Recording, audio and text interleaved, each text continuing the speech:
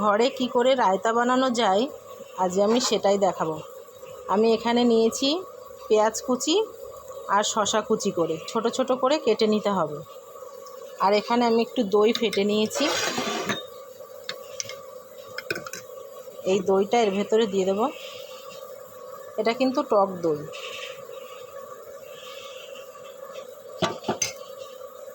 টক দইটা দিয়ে এটা একটু মিশিয়ে নিতে হবে।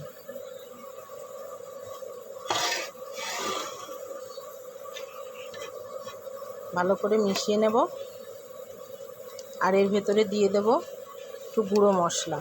আমি ঘরে এটা বিট নুন আর একটু জিরে ধনে গুঁড়ো করে রেখে দিয়েছি, সব কিছুর সাথে খাওয়া যায়। এভাবে কিন্তু গরমে রায়তা বানিয়ে খেয়ে দেখতে পারেন। এটা কিন্তু বিরিয়ানির সাথেও ভালো লাগে, আবার কিন্তু শুধু শুধু আপনারা খেতে পারেন এই গরমে।